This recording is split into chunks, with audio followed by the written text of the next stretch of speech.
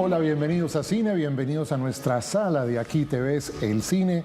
Hoy tenemos un programa que a mí me va a gustar mucho, espero que a ustedes también. ¿Por qué? Tengo una joven realizadora documentalista colombiana, yo creo que ella es paisa por adopción, sí, tal vez. Me vi su película que está recientemente estrenada en algunas salas de la ciudad, es un documental. Y me encantó, y por eso quise invitarla al programa, porque además tiene un trabajo hermoso, tiene una historia hermosa por contar, y nos va a acompañar esta noche. Así que vamos a empezar de una vez rápido, porque tenemos mucho de qué hablar, tengo muchas preguntas para ella, y ella nos va a contar cómo hizo este documental, en qué película se inspiró, nos va a mostrar parte de su trabajo. Es un trabajo hermoso, si no lo han visto, vayan a las salas de cine a verlo. Es un gusto, un honor y un orgullo para nosotros tener aquí hoy con nosotros a Ángela Carabalí. Ángela, ¿cómo estás? Bienvenida. ¿Qué tal? Buenas noches. Pues qué encanto para mí estar hoy conversando contigo. Esa presentación que me haces pues me sonroja un poco y me alegra de estar en este espacio y aquí a total disposición de compartir contigo y con esta audiencia tan linda. Bueno, Ángela, tú naciste en Jamundí, ¿no? Ahí cerquita a Cali. Soy jamundeña, sí, de origen. Luego, más adelante, como cuando tenía 11 años, me fui a vivir a la costa atlántica. Entonces hice todo el bachillerato en Montelíbano, Córdoba. Y luego empecé a la universidad aquí en Medellín y ya llevo muchos años en esta ciudad. No voy a decir cuántos para que no se me revele la cédula. No tanto, no tanto. Como ustedes pueden ver, es muy joven. Ángela, vamos a arrancar por el principio. ¿Tú te acuerdas cuándo fue la primera vez que tú fuiste a cine en tu vida? Sí, yo recuerdo muy bien, yo fui a ver El Rey León. El Rey León, es de la generación del Rey León. Sí, eso, y lo fui a ver en Jamundí, había un cine muy sencillito allá en mi pueblo. Luego lo quitaron y ya uno iba al cine, era a Cali, y yo me vi allá esa película. Y fue, la verdad, muy impactante como experiencia. Cuéntame, ¿cuál fue la experiencia que tuviste en cine? De estar por primera vez en esa sala oscura, con esa pantallota, ese sonido. ¿Qué produjo eso en ti? Era como entrar en un universo fantástico. Habían muchos niños, todo el mundo tenía como mucha expectativa y la verdad esa peli luego me la vi varias veces, o sea, me la vi en Jamundí y luego me la vi en Cali. Claro. Recuerdo muy bien en Imbanaco había una sala de cine y el olor a crispetas, que uno se ponía bien lindo para ir de Jamundí a Cali con mis hermanos. Claro. Era como un gran premio que mi mamá nos daba a nosotros en la infancia. Entonces fue una experiencia muy hermosa. Nunca imaginé que algún día yo iba a hacer una película, jamás lo tracé y fue como algo, la verdad, mágico. Bueno, y cuando, si te acuerdas también, ¿cuándo decides ser cineasta? ¿Cuándo es ese momento en el que dices, yo voy a hacer cine? Imagínate que yo creí que yo iba a ser era fotógrafa, fotógrafa y documentalista principalmente. Cuando yo estaba en 11, en el colegio, recibí un taller de fotografía y para mí fue como una gran revelación de cómo yo podía crear a partir... Sí, literalmente una revelación. Fue una revelación de cómo yo podía crear a partir de un formatito, de un encuadre específico y yo empecé a ver ya el universo a partir de ahí. Luego vine acá a la Universidad de Medellín a estudiar comunicación y lenguajes audiovisuales y toda la carrera yo la hacía, pero realmente mi enfoque era la fotografía fija como tal. Y pues ya, claro, estando en la U, hacíamos actividades, trabajos y yo acompañaba. Yo creí que yo iba a ser, era directora de fotografía para las pelis de mis amigos. Y fue cuando yo viajé a Madrid, yo recibí una beca del ICETEX que se llama Artistas Jóvenes Talento y yo hice un máster en fotografía documental. Y ahí se me reveló nuevamente el documental interactivo, una mirada muy subjetiva y autoral del documental, y ahí se expandió mi mirada y descubrí que yo podía ser documentalista en muchos formatos. Regresé a Medellín, hice un proyecto interactivo Y como que la vida me fue pidiendo explorar el sonido, explorar el video, explorar la imagen en movimiento y finalmente pues terminé haciendo un documental interactivo inicialmente y luego a raíz de un sueño que también fue otra situación que partió mi vida en dos, pues decidí hacer una película. Vamos piano a piano hablando de eso. Por favor. Primero vamos a hablar de tu documental interactivo. Este documental se llama Pregoneros de Medellín. También tuve oportunidad de verlo. Me encantó la manera en la que lo cuentas porque es, como su nombre lo dice, interactivo. Y tú vas, a ver, vamos a ver el tráiler enseguida, pero se trata de ir como un Google Maps por las calles de Medellín donde se hacen los pregoneros. Hay uno en Plaza Botero, otro más adelante, se van encontrando, entonces uno hace clic y se dispara la historia de ese personaje. Son unos cortos de 5 minutos, 7, por ahí, donde nos vas contando la historia. ¿Cómo surge esta idea, Ángela? Surge porque en vacaciones estábamos en Jamundí y nos reuníamos con todos mis hermanos y mi hermano Esaú en ese momento estaba terminando su pregrado en música y él quería hacer su proyecto de grado sobre la musicalidad, el ritmo, la sonoridad de los pregones de los vendedores ambulantes, porque eran muy creativos y estaban asociados a ritmos tradicionales o locales, al folclore, a la música popular. Entonces, a partir de eso empezamos a grabar pregones. En ese momento uno andaba con un MP4. Sí. Empezamos a grabar esos pregones y la verdad, pues como que mi hermano finalmente decidió hacer su proyecto de grado de otro tema. Yo me fui de viaje y cuando yo me fui de viaje 2 años a vivir a Europa, yo descubrí que yo era súper colombiana, que lo que a mí me inspiraba estaba en mi país y yo quise regresar digamos que a practicar todo lo que aprendí en el extranjero. Y ahí es cuando digo, vamos a ser pregoneros de Medellín. Conozco a Thibaut Durán, que es un programador francés, le cuento lo que llevo, las imágenes, los sonidos, y Thibaut dice, vamos a hacer un proyecto interactivo, yo programo, tú haces la parte audiovisual, y a partir de ahí nace como este universo de pregoneros de Medellín, como un recorrido virtual por el centro de Medellín, que busca mostrar la realidad, la situación de los vendedores ambulantes, que entendieron muy bien que como al amor, a los clientes se les seduce por el oído. Hay unas historias increíbles, unos personajes fantásticos, maravillosos, que Ángela y Thibaut encuentran y visualizan y los hacen notorios en este documental. ¿Qué tal si vemos entonces el avance, el tráiler de Pregoneros de Medellín para que sepamos de qué estamos hablando?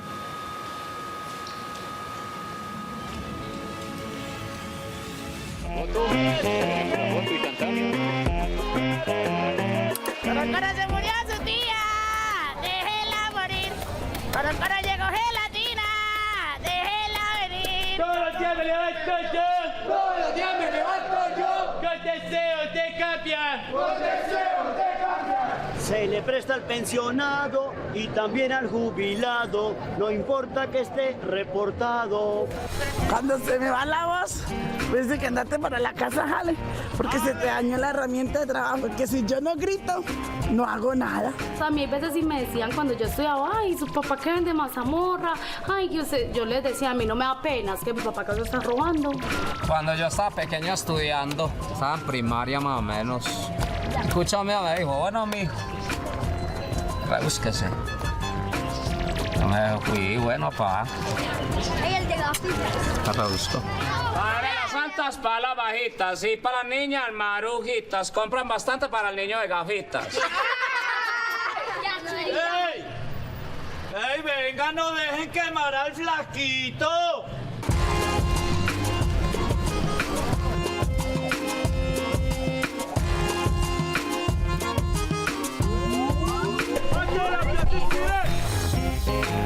¡Volumen!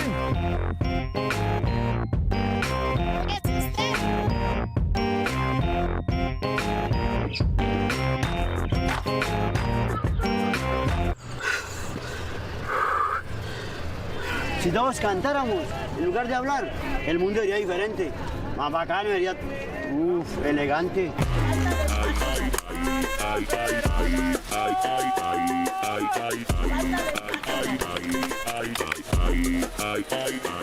Este documental interactivo se puede ver en una página que se llama Pregoneros Medellín, ¿cierto? .com. Sí.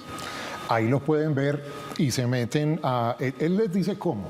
Dice entrar y ustedes con el ratón van entrando y van encontrando a los pregoneros. En cada, donde encuentran la señal, hacen clic y ahí está la historia de cada uno. Es una idea buenísima, buenísima. ¿Cómo te fue con este documental? Tiene varios premios.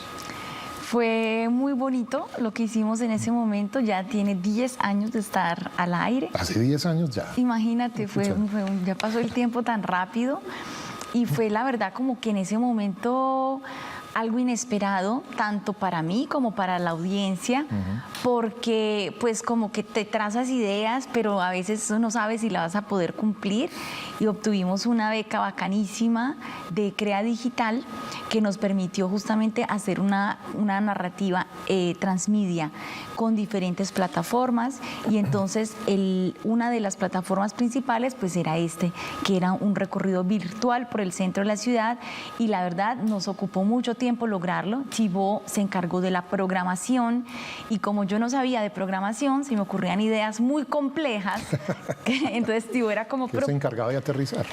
Y me decían, no, eso no se puede, y luego como que eso lo retaba y siempre lo solucionaba de muchas maneras. Trabajamos con un equipo de amigos muy creativos y talentosos, nos reímos mucho, también lloramos con las historias de los vendedores ambulantes. Claro. Y nos permitió sentir la ciudad a partir del sonido. Hicimos una cartografía sonora del centro de Medellín, que justamente era una apuesta por salvaguardar ese sonido de la ciudad y sentir su espíritu a través de todo ese universo sonoro. También desarrollamos un software para que las personas, cuando fueran avanzando por la ciudad, escucharan primero el pregón, ¿sí? Y si fuera intensificando mientras ibas avanzando, para descubrir dónde estaban los vendedores y luego conocer sus historias. Maravilloso.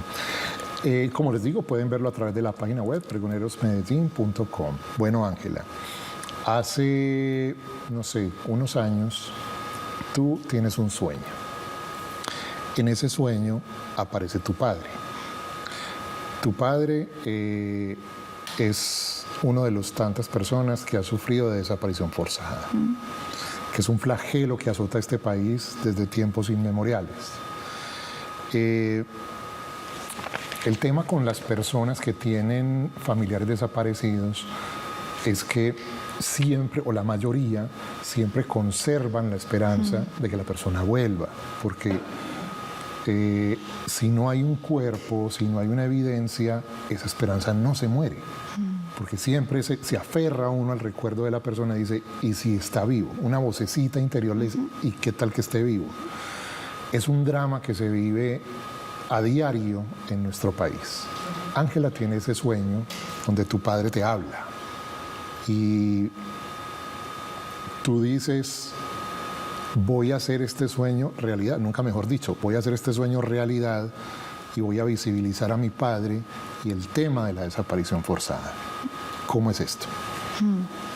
Efectivamente, en el año 2016, finalizando, en el marco del acuerdo de paz que se firma entre el gobierno, claro, y las FARC, empecé a recibir mucha información sobre lo que eran las víctimas, la verdad, las violencias en nuestro país, y eso me tenía bastante perturbada. Y yo tuve un sueño, una noche, y ese sueño fue una revelación, ¿no? Yo en ese momento llevaba ya como un año de haber hecho Pregoneros de Medellín, y yo esperaba continuar el proyecto con muchas otras ideas que teníamos. Y ahí fue como que algo se me revela y siento que ese va a ser mi nuevo proyecto. Yo ya era documentalista, estaba interesada en el patrimonio cultural y material, también en las situaciones de los trabajadores, pero nunca me había enfocado específicamente al tema de los derechos humanos. Claro. Entonces, a partir de ese sueño, siento como un gran llamado y empiezo a encontrar la forma de hacer un nuevo proyecto, pero todavía pues sin mucha claridad de qué iba a hacer, ¿no? sí quería que fuera un documental, sí quería que se hablara de la desaparición forzada, pero en ese momento no sabía que yo iba a ser la protagonista, no sabía que yo realmente iba a ir a buscar a mi papá, sí, porque al inicio era un poco temerosa de creer como que un sueño podría realmente cambiar el curso de mi vida, ¿no? Claro. Nos han enseñado a dudar de la intuición, y hay como cierta culpa o vergüenza de ser místicos, y justamente esa fue mi percepción al inicio. Y luego empecé a investigar a profundidad sobre lo que era la desaparición forzada en Colombia y entendí unas cifras muy dolorosas. Ese drama enorme que hay. Un drama enorme, entendí como que leía cosas que yo había sentido y yo ni siquiera sabía que yo las había sentido, no había hecho conciencia de ello. Y entonces a partir de ahí me embarco en lo que es Hoy Soñé Su Nombre, cambiando de muchas maneras la película, creyendo primero que iba a ser la película de otros. Era una película que estaba estructurada en voz coral para hablar de las víctimas. Claro. Y yo no sabía que yo era una víctima. ¿Sí? O sea, había como un gran desconocimiento, de pronto una negación, porque soy muy alegre, venía de pregoneros que íbamos para adelante a pesar de los problemas, y aquí es como una pausa. Sí, pongámonos vamos serios. a reconocernos, nombrar las cosas como son para avanzar, ¿sí? No para quedarnos ahí, pero sí ya como en otra tónica. Bueno, entonces empiezas a darle vida a lo que se convertiría en este documental. Varios directores que yo he tenido acá me dicen que los proyectos cobran vida, tienen vida propia. Incluso el guión le va diciendo por dónde se va. Sí. Cuando no tienen las cosas muy claras, tienen un montón de ideas en la cabeza. ¿Cómo aterrizo esto? Voy a arrancar y el guión y la historia me van mostrando por dónde me voy. Tal vez fue este el caso de Soñé Su Nombre. Así fue. A mí las historias me piden cómo contarlas. No es como que yo digo, ¿y ahora qué voy a hacer? No, las historias me van diciendo. Pregonero se fue armando solito, entre comillas, ¿no? Primero empecé a hacer imágenes, luego esas imágenes, primero los sonidos, luego imágenes, luego me hablaban tanto los vendedores que empecé a necesitar video, luego conozco a Thibaut y decimos, vamos a estructurar todo un proyecto interactivo, y en Soñé Su Nombre, pues entra el sueño, y el sueño marca un elemento estético, narrativo y conceptual contundente, ¿sí? Y establece un diálogo entre el mundo real y el mundo onírico, un punto de partida, ¿sí?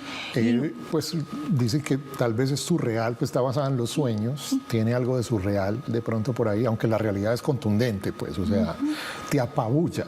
Sí. Cuando yo vi el documental, es una historia de miles, por no decir de millones, y te apabulla. Uno dice, esto es un drama que tiene un montón de gente. Así es, claro. Entonces, justamente, una de las apuestas de Soñé Su Nombre fue con un nombre, con un rostro, con una familia, contar un poco lo que se siente en un drama de más de 135.000 personas dadas por desaparecidas en Colombia, ¿sí? Entonces, a veces, como que te dicen una cifra de esas, y si bien es escalofriante, comprender la dimensión es complejo cuando no te ha sucedido a ti. Entonces, lo que queríamos también con esta película era que a partir de esa historia personal pudieran las personas tener una comprensión más humana y más empática de lo que es la desaparición forzada a través de un caso. Entonces, la historia fue pidiendo, ¿no?, real y onírico. Luego, yo soy una chica que vive en la ciudad y mi hermana también, y la historia pues se desarrolla en el resguardo indígena del López Adentro. Claro. Entonces, Eso es cerca de Caloto. Cerca a Caloto, Cauca. Mi padre era un hombre agricultor de arroz que fue desaparecido en el campo. Entonces, justo otro elemento narrativo que se manifiesta, claro, es la ciudad, el campo.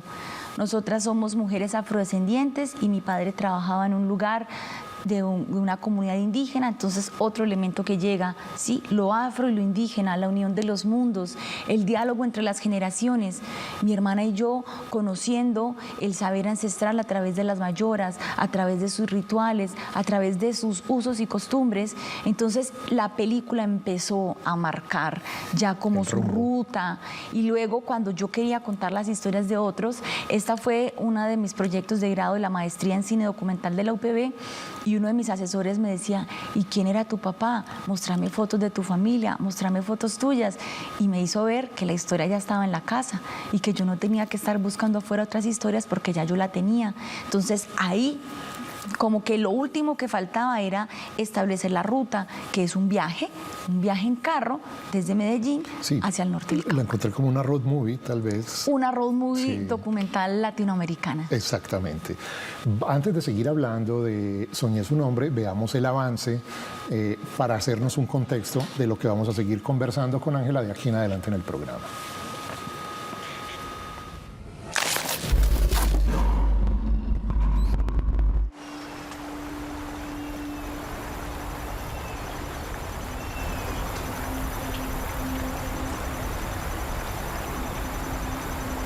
A veces uno cree que puede escapar de la realidad, pero tarde o temprano la realidad te atrapa. Mi madre se llama Rubela Giraldo. ¿Y tu papá? Se llama Esaú Caraballo. A ver, ¿ellos en qué trabajan? Bueno, mi papá cultiva arroz. No, esperen. Aquí mi papá llevaba 2 años de haber sido desaparecido. Y yo respondo en tiempo presente. Él se me apareció en un sueño y me pidió buscarlo.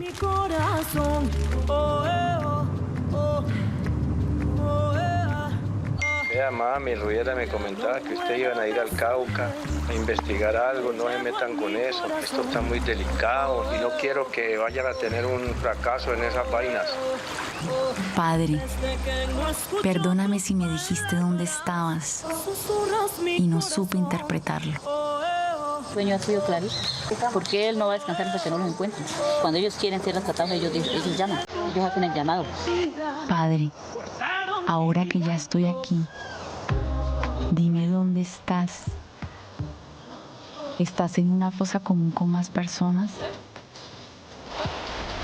Ahora nosotras seguimos tu rastro. No permitas que no regresemos. Mañana iremos al lugar donde te vieron por última vez.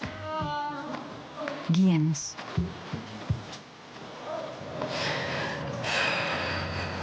Yo me tranquilo. Padre.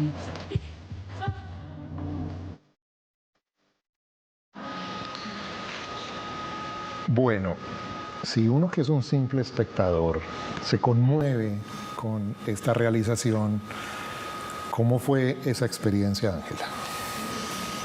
Tú que pues estás ahí en primer plano. Fue una experiencia desafiante en muchos sentidos y también reconfortante, ¿sí? No es fácil narrar tus dolores, ¿sí? No es fácil reconocerlos y más saber como que ese dolor que tú sientes lo sienten muchas otras personas en el país, pues es como una carga muy pesada que llevar, ¿no? Además porque generalmente cuando se habla de desaparición forzada al interior de las familias es un tema que se queda como en silencio, hay un tabú ahí fuerte. En mi casa cada quien lo vivió de una manera así como muy silenciosa. Cada quien hizo su duelo.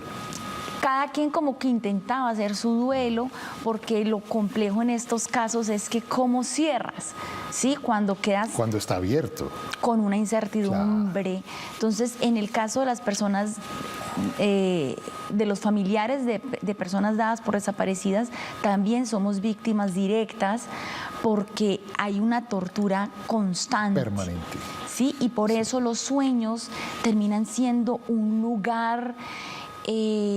muy significativo para nosotros porque se obtienen respuestas muy claras. Hay muchas personas que han encontrado, sus familiares, que han encontrado pistas, que les ha llegado mensajes a través de la oración, de epifanías, de sueños, de revelaciones en un momento inesperado. Entonces hay como un universo místico que se abre alrededor de una situación como estas.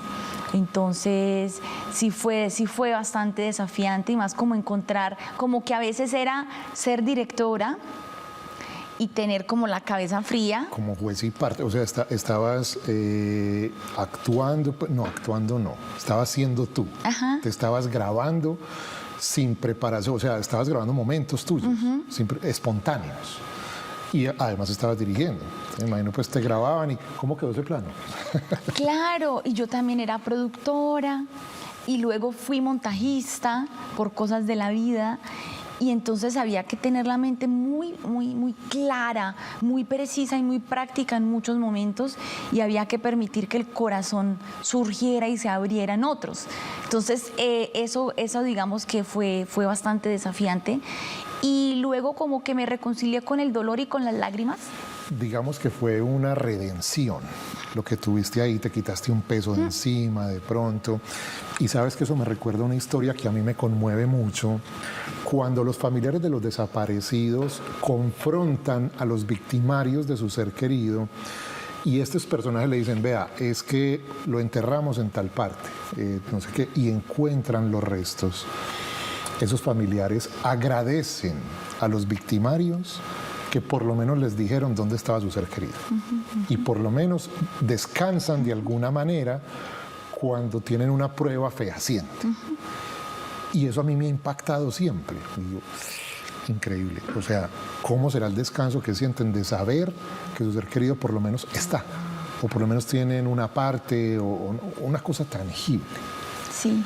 Es una cosa que me parece sorprendente. Yo no lo alcanzo a dimensionar porque pues afortunadamente no he tenido ese caso, pero me dejó pensando mucho. Tu película me conectó con esa historia que toda la vida he escuchado yo, cuando están ahí en la JEP, por ejemplo, que hablan unos con otros. Y bueno, eso para mí es algo incomprensible a veces, pero lo asocié mucho con tu película. Y la gran conclusión es que tú quedas como, no sé si sanaste o quedas tranquila por lo menos. Yo creo que la sanación es un proceso que todavía sigue, y yo no sé si algún día uno pueda terminar de sanar después de haber vivido una historia tan dura como esta, porque fueron muchos años como de incertidumbre, ¿sí? Entonces, justamente la invitación que tiene esta película es poder seguir adelante incluso cuando hay heridas difíciles de sanar. Entonces es como entender que es un proceso. Una lección enorme. E igual como que saber que claro, hay un alivio. Hay un alivio importante que se siente, y sobre todo como que yo lo percibo en mi pecho, ¿no? Yo creí que era normal vivir con una presión constante, y después de que hice esta película puedo como por lo menos hablar un poco más fluida del tema. Quedaste como livianita. Sí, más livianita, sí, claro. En la segunda parte de nuestro programa les voy a hacer una propuesta, y es ¿qué tal si damos un repaso a las películas y a los documentales que han influenciado la vida profesional de Ángela y la han motivado a hacer el trabajo que hoy hace, que es absolutamente hermoso?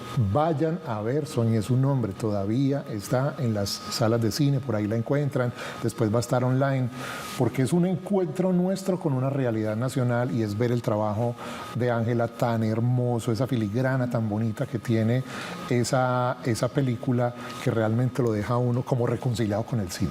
Así que volvemos en instantes para dar un repaso a todas esas películas que le gustan a Ángela. Ya volvemos a Aquí te ves el cine.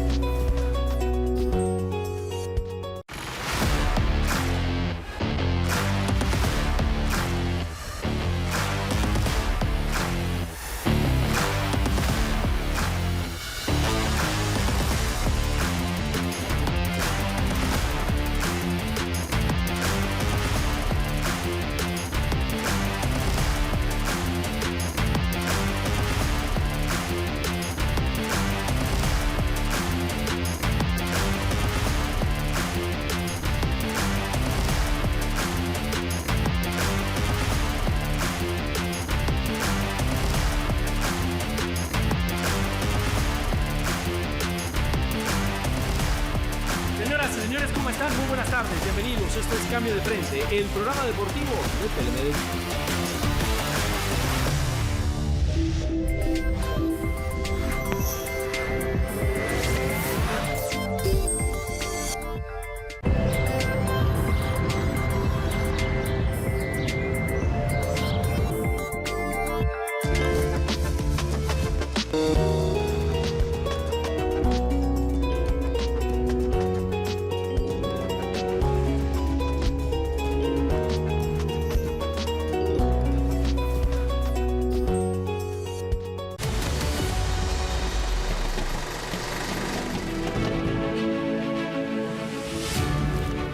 Regresamos a Aquí te ves el cine. Hoy estamos hablando con Ángela Carabalí, una realizadora vallecaucana, pero que desde hace algún tiempo vive en nuestra ciudad. Aquí hizo una maestría en cine documental, es docente también en la Universidad de Medellín, da clases sobre cine documental, que me parece que es un cine muy complejo. Es muy complejo porque, bueno, cuando uno hace una película, escribe el guión, tiene unos actores, tiene tiempo de ensayar, de volver a grabar. En un documental, la espontaneidad es el punto de vista central para que quede bien. Así que mis respetos a Ángela, porque hacer cine documental es bien complejo. Ahora vamos a entrarnos en ese cine que ella vio antes de comenzar su carrera, o que está viendo, pues digamos todavía, y que la influye, que crea como una influencia para el tipo de cine que ella hace, porque pues claramente las personas que hacen cine o trabajos audiovisuales tienen una influencia, tienen unos directores favoritos, tienen una fotografía favorita, un color que les gusta, y aquí vamos a dar un repaso por varias nacionalidades y varias películas de diversos países. Vamos a arrancar con una bellísima película iraní del año 1987, uno de los directores más aclamados del cine moderno. Ya no nos acompaña desde hace unos años, pero dejó una obra inmensa y muy representativa. Él se llama Abbas Kiarostami. Hizo una película en el año 87 que se llama ¿Dónde está la casa de mi amigo? Es un recorrido que hace un niño, está en una escuela, tiene un compañerito, y a ese compañero se le olvida la tarea. No hizo la tarea, el profesor lo regaña, le dice que la próxima vez lo va a expulsar. Por equivocación el compañero se lleva el cuaderno, y para él eso representa una angustia enorme. Entonces no sabe dónde vive su amiguito y se va a buscarlo, y en este recorrido encuentra diversas personas, paisajes de la Irán profunda. O sea, vemos aquí la ruralidad de Irán, que está pues lastimosamente tan de moda por estos días. Vemos acá esa parte campesina de Irán, esos personajes, y este niño maravilloso que va haciendo amigos, haciendo conexiones para encontrar la casa de su amigo. ¿Qué fue lo que tanto te gustó de esta película, Ángela? Pues mira que mientras hablabas pensaba que esa peli a mí me conectó mucho, sufrí demasiado al verla. Esas películas del Medio Oriente lo ponen a uno a sufrir horrible. Y claro, y como que en ese momento encontraba que como con una trama aparentemente sencilla, una historia mínima, uno podía conectarse tanto con un drama de un niño que justamente tiene una misión de devolver un cuaderno, y como en detalles sutiles de la cotidianidad uno podía entender como la idiosincrasia de un pueblo, y cómo a partir de justamente ese recorrido y desde la mirada de un niño uno podía como acompañar un ritmo lento, ¿sí?, de una película que, si bien era ficción, para mí tenía muchos elementos de documental. Claro. Entonces, mira, esa peli a mí me tocó mucho. Yo la vi cuando era estudiante en la universidad. Ajá. Es que es de esas películas que lo ponen a uno a ver cuando es estudiante. Te la tienes que ver sí o sí. Y luego yo la amé. Y ahora que hablamos vos y yo de Soñé su nombre, yo cuando imaginé que yo iba a hacer también una película de un viaje en el que justamente yo tenía que recorrer un montón de historias y encontrarme con diferentes personas para hallar algo que yo estaba buscando, ¿no? Exacto. Pero o sea, cuando hice la selección de las pelis que me habían marcado, pues no pensé como en esa relación, y la verdad es que es impresionante. Así es. Este es el avance de la bellísima película iraní ¿Dónde está la casa del amigo? De Abbas Kiarostami.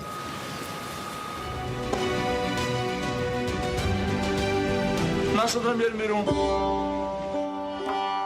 این چیه نمت زده چند دفعه نمت زده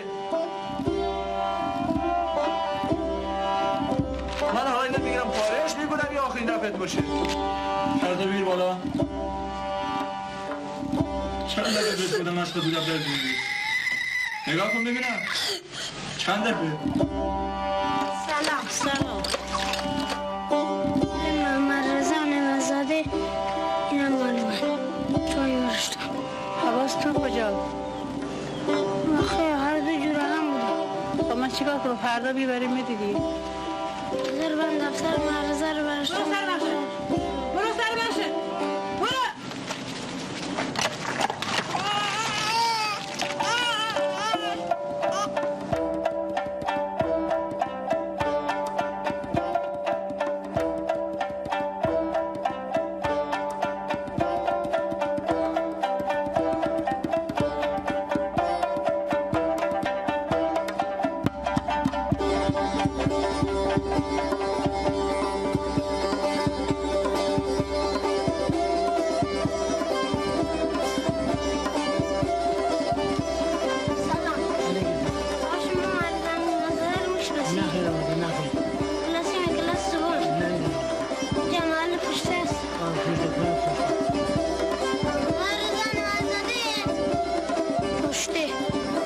کدوم محله گفته؟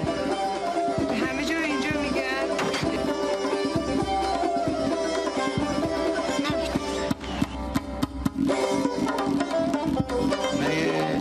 نعمتزاده اینجا نیست لی میشناسه وقتی من دنبالش میگردمش مشکل نمیشناسمش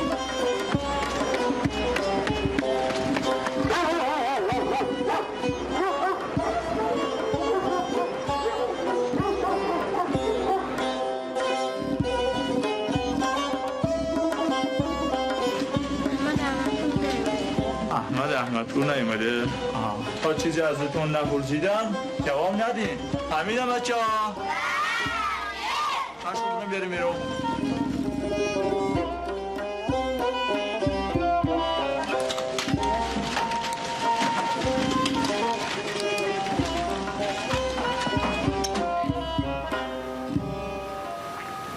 Bellísima película, una historia mínima, como decimos, de un niño que hace un recorrido por el campo buscando la casa del amigo que no sabe dónde vive, pero tiene esa urgencia de devolverle el cuaderno porque se angustia, porque lo van a regañar al otro día, porque lo van a expulsar si no le entrega el cuaderno.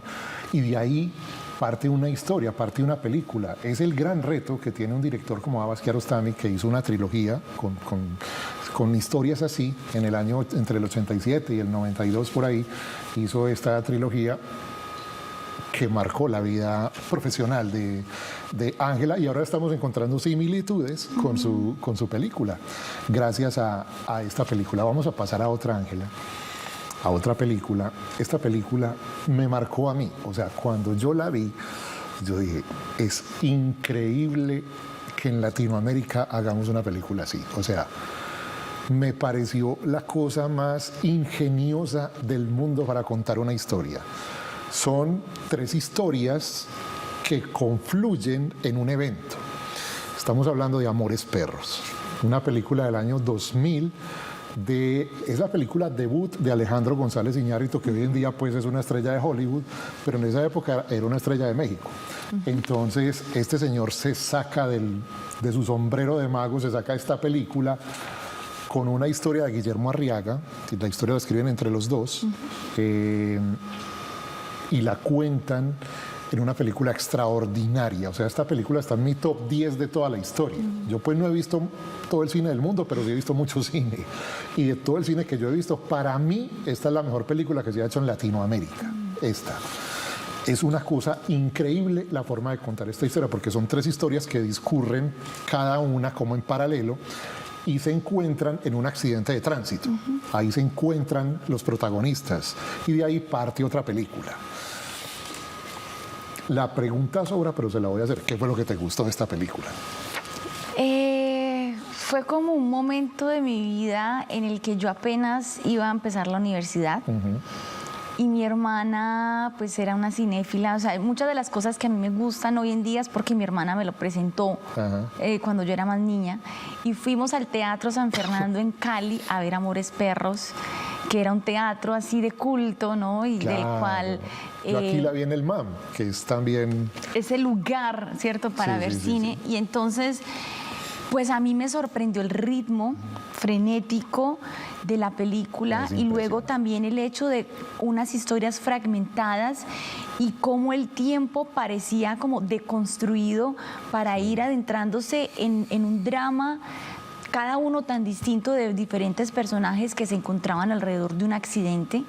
Entonces yo nunca había visto algo así y creo tampoco. Que para mí, o sea, y todo era como sí, como latino, americano, la música, la fuerza, las historias, la gente y no sé, y como que abordaban diferentes como orígenes socioeconómicos. Claro. Y como que finalmente un accidente puede penetrar la vida de alguien independientemente de dónde provenga. Así es, está la historia de los dos hermanos que son pues de clase media baja de la Ciudad de México, está la historia de una modelo super top que sufre pues el accidente, y está la historia de un ser caído en desgracia que vive en la calle con sus perros, y está la historia de los perros transversal a toda la película, por eso se llama Amores Perros, porque en todas las historias hay un perro.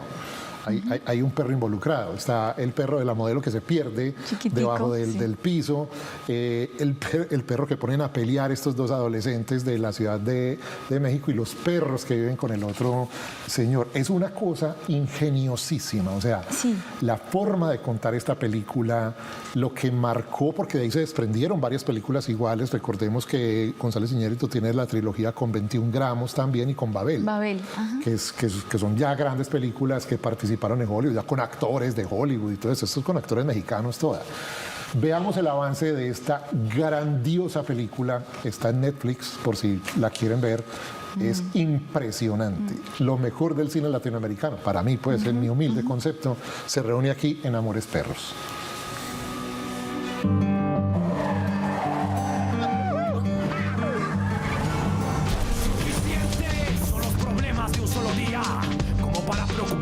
Por el futuro, olvidamos que para poder llegar al otro lado hay que empezar derribando el primero de los muros. Nos pasamos la vida viendo triunfos y fracasos conseguidos en tiempo pretérito. ¿Cuántas veces se ha detenido el sol a mediodía? Porque ya no quiere vivir más atardeceres.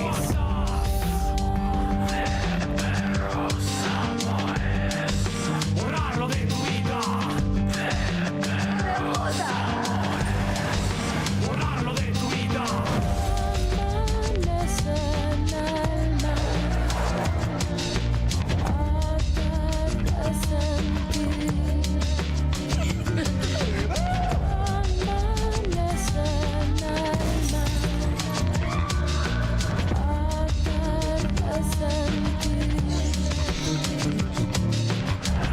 Acciones en real voluntad.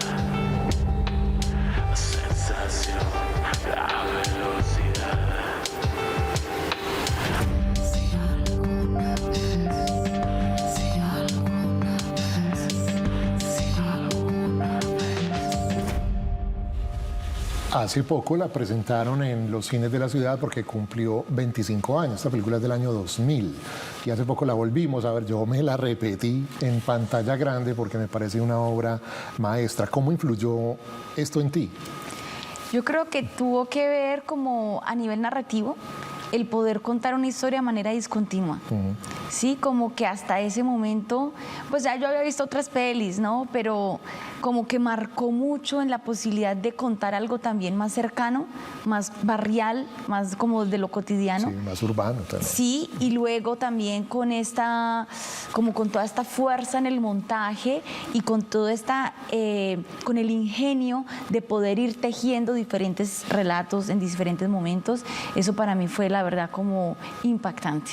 Y siempre lo mostré en clase y lo empecé a mostrar en clase hasta que luego me di cuenta que mis estudiantes no habían nacido cuando la película ya estaba hecha. Increíble. Uy, no, ahí se me cayeron los años. En fin. Vamos a pasar ahora a un documental brasilero. Se llama Al borde de la democracia o Al filo de la democracia, de Petra Costa. Es una cineasta brasileña que nos muestra el auge y la caída de una esperanza. Cuando el gobierno de izquierda llegó a Brasil, Brasil tuvo una dictadura bastante prolongada que se puede ver en una película que se llama El agente secreto, que está por estos días en cartelera, muy recomendada también. Sube la izquierda con Lula da Silva. Y después tenemos a Dilma Rousseff, que es como su reemplazante, y todo este aparataje se va cayendo por unos temas de corrupción. Lula termina en la cárcel, hoy en día es presidente de Brasil otra vez, pero termina en la cárcel, en fin, y es como una gran decepción que ocurre en Brasil. Y Petra Costa hace una investigación tremenda, o sea, profunda, porque se consiguen unos archivos rarísimos, unas cosas inéditas, y nos muestra como ese Brasil de esa época de los gobiernos de izquierda. Les voy a mostrar primero el avance de Al filo de la democracia y volvemos con Ángela para hablar de cómo influyó en su trabajo. Eu e a democracia brasileira temos quase a mesma idade. Eu achava que nos nossos 30 e poucos anos estaríamos pisando em terra firme. Petra, for the first time voting in the historical election. Eu tinha 19 anos quando Lula foi eleito. E me lembro da euforia.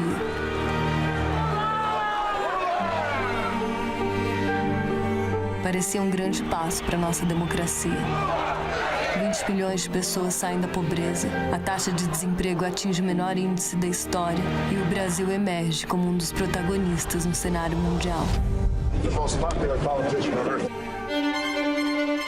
Para sucedê-lo, ele escolhe Dilma Rousseff, que se torna a nossa primeira presidente mulher. Todos nós seremos julgados pela história. Parecia uma mudança de símbolos.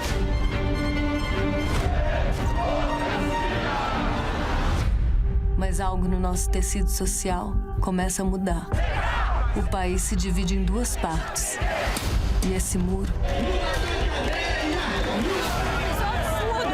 dá lugar a um abismo. O partido é pego num escândalo de corrupção, a maior investigação na história do país. O que vão pensar de nós?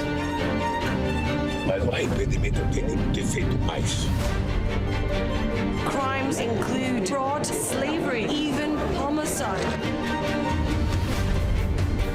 Uma presidente destituída, um presidente preso. A nossa democracia está desmoronando. Essa farsa sexista. Estou cada dia mais vivo perante a opinião pública.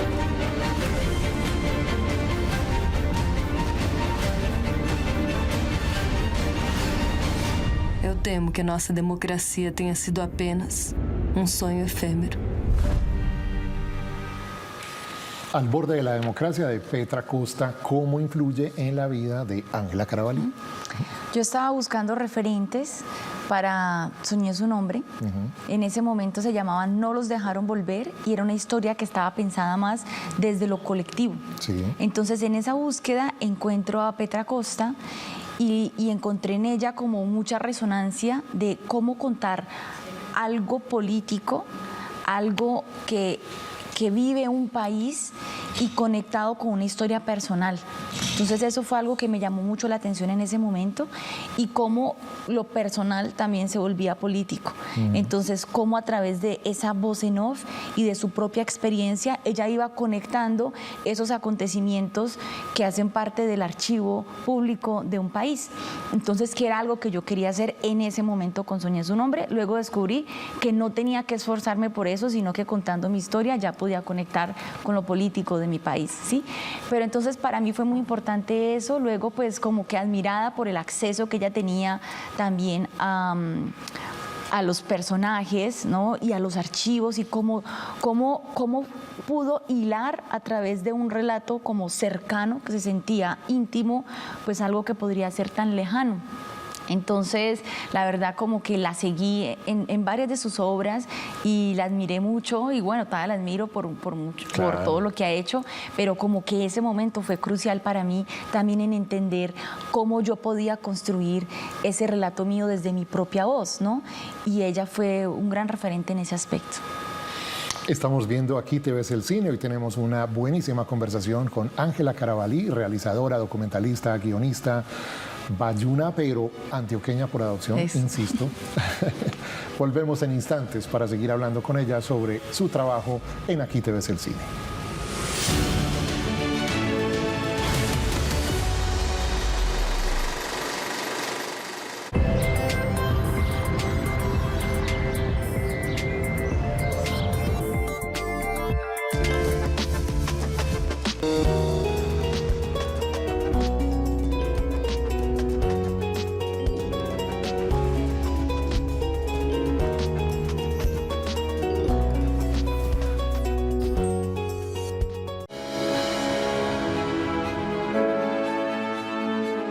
Somos 50 millones de técnicos de fútbol, 50 millones de expertos en cambio climático, 50 millones de especialistas en política, en medicina, en cultura, en movilidad.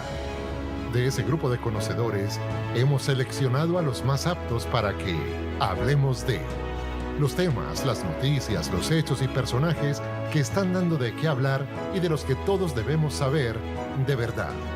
En Noticias Telemedellín, hablemos de, con tu participación, para que preguntes, para que opines, para que te informes.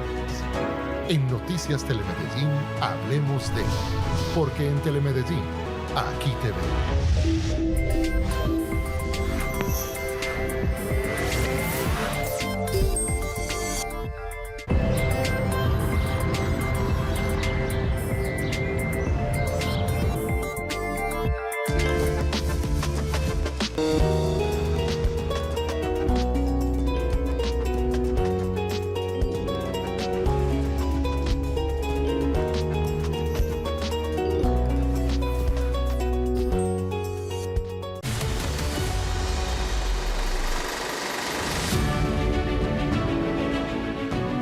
Estamos de regreso en Aquí te ves el cine. Hoy tenemos una enorme invitada, ella es Ángela Carabalí, documentalista, quien realizó el trabajo que está en este momento en carteleras Soñé su nombre, que ha hecho ya el circuito de festivales, ha sido premiado en diversos eventos de este tipo y hoy tenemos el privilegio de verla en nuestras salas de la ciudad. Estamos dando un repaso a los trabajos también que ella vio y marcaron su camino de alguna u otra manera para hacer la hermosa obra que construyó a la memoria de su padre y de tantas familias que tienen personas desaparecidas. Vamos a hablar de una historia que sucedió en los Estados Unidos. Es un crimen racial. Una persona de etnia blanca asesina a una persona de etnia afro. Y como pasa muchas veces en los Estados Unidos desde tiempos inmemoriales, la persona no es juzgada porque le toca un jurado completamente blanco. Para juzgar a una persona blanca está todo en contra.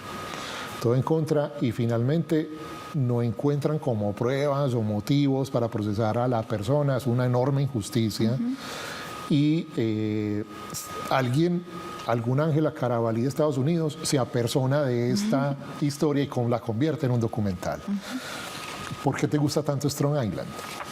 Justamente porque en esa búsqueda de referentes, ¿no?, para hacer Soñé su nombre, nuevamente creo que encontré que como en el corazón de una familia sucedía una historia que hablaba de un problema colectivo. Siempre lo mío es como de lo privado, lo colectivo, de lo personal. Sí, lo que pasa es que tu historia no es única.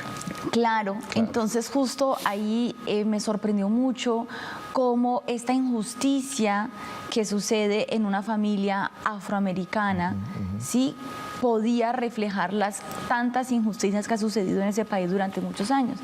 Y cómo sentía un relato tan íntimo, hecho en casa, casi todo es grabado al interior de la casa, en la cocina, y cómo también nuevamente el poder expresar las emociones, el poder hacer una catarsis, el poder como mostrarse vulnerable, ante la cámara permitía contar algo mucho más grande. Ángela, ahí hay una clave que tú mencionas y es del documental en general, y es cómo meter una cámara que es un elemento invasor completamente y que parezca espontáneo, que la gente no se corte cuando va a hablar, porque una cosa es yo hablar aquí contigo, bueno, aquí tenemos cámaras, pero una cosa es yo hablar contigo en un café, no sé, y otra cosa es tener una cámara al lado, entonces yo ya asumo otra identidad, entonces yo ya hablo con otro lenguaje, ya no soy espontánea.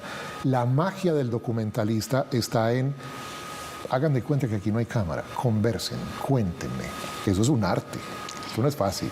Claro, y en esa película yo sentía como la conversación, que aunque estuviera mediada por una cámara, uno podía entrar al corazón de las personas con las que se hablaba, ¿sí? Y luego también había un cuidado con la imagen, con el sonido, con el montaje, con los archivos también, que hubo una decisión de tomarlos con sus manos, y era algo que yo también quería hacer en Soñé su nombre y que también aposté por ello. Que se ve en tu película cuando están las fotos, la casetera, todo eso puesto, ese plano cenital me parece hermoso, porque da una sensación, no sé, muy mágica que uno ve ahí. Es como un respeto también por las cosas. Este es el avance de Strong Island, documental norteamericano que también está en la plataforma Netflix. You stumble out of the garage and into the yard, where you fall. I said to the officer, "Where is my son? I want to be with my son." You lie on the ground, bullet through your heart, and know you will never see your sisters again, your mother, your father. That was the beginning. I did not feel that we were received as parents of a victim. Our blackness and how to survive being black in America was something that our parents instilled in us extraordinarily well. No officer spoke to me. No officer would look at me. You hear that your son is being investigated, and you grow more and more afraid. The police had turned my brother into the prime suspect in his own murder. Your father said to me, "These are vicious people. Your son was shot down like a dog." This kid is going to actually get away with murder. I'm not willing to discuss any of my prior cases with anybody. My brother was not armed, not violent. In no way is his death justifiable. 23 white people will decide no crime has even been committed. It was like all the sound left the world. I'm not willing to accept that someone else gets to say who William was. Strong Island, uno de los documentales que ha influido la vida profesional de Ángela Carabalí, realizadora de Soñé su nombre. Ángela, ¿en qué andas ahora? Wow, qué pregunta. En estos momentos estoy en unos días muy intensos, con toda la exhibición de la película en las salas de cine, conversando sobre ella, e invitando a las personas a que vayan a las salas, recordándoles cuáles son las fechas, los horarios, dónde está, en qué ciudades se va a encontrar. Y también estamos desarrollando las expansiones narrativas del universo de Soñé su nombre, porque también es un documental transmedia. Entonces, si bien la película, el largometraje documental, es su pieza principal, de ahí viene un libro, que es un libro de 2 cuentos ilustrados para niños, con los cuales vamos a hablar de la desaparición forzada para quienes no pueden ver la película, porque es un relato de pronto un poco más complejo para ellos. Entonces, con Teo Ulloa, un ilustrador de Bogotá, pero que también ha sido adoptado por Medellín, estamos trabajando en esas ilustraciones tan hermosas. Lo escribimos mi hermana y yo, el libro, Y gracias a Crea Digital, nuevamente después de 10 años de Pregoneros de Medellín, hemos estado estructurando estos proyectos. Luego tenemos la canción original de la película, compuesta... Que es de Juancho Valencia, por favor. El maestro Juancho Valencia. El maestro Juancho Valencia. Que me hizo el honor, porque en Pregoneros él también me hizo la canción original. Y aquí nuevamente, entonces esa canción tiene un video musical que lo pueden ver en nuestras redes, que se llama Son es un hombre _película. Hay un video musical de esta canción que es un homenaje a las labores del campo, tanto afro como indígenas.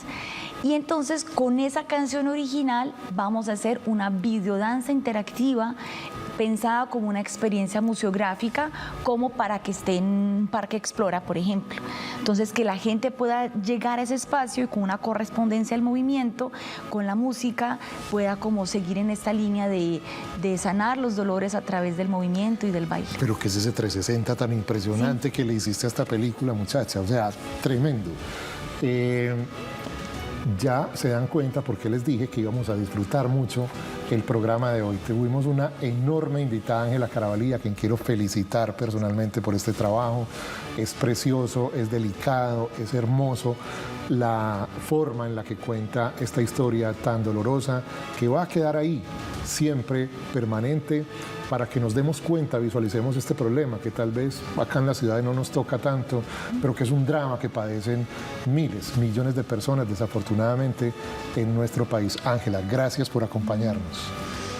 A ti por este espacio, por conversar con tanto respeto y como con tanto cuidado de este tema que es tan complejo, sí, claro. Y también por admirar lo que yo he hecho en estos años y poder amplificar también lo que viene. Entonces, qué lindo, gracias por ese corazón tan sensible. Gracias a ti siempre. Este fue Aquí Te Ves el Cine. Nos vemos en 8 días con otro tema de interés que tiene que ver con esta afición tan hermosa que llevamos por dentro, el séptimo arte. Que tengan una feliz semana.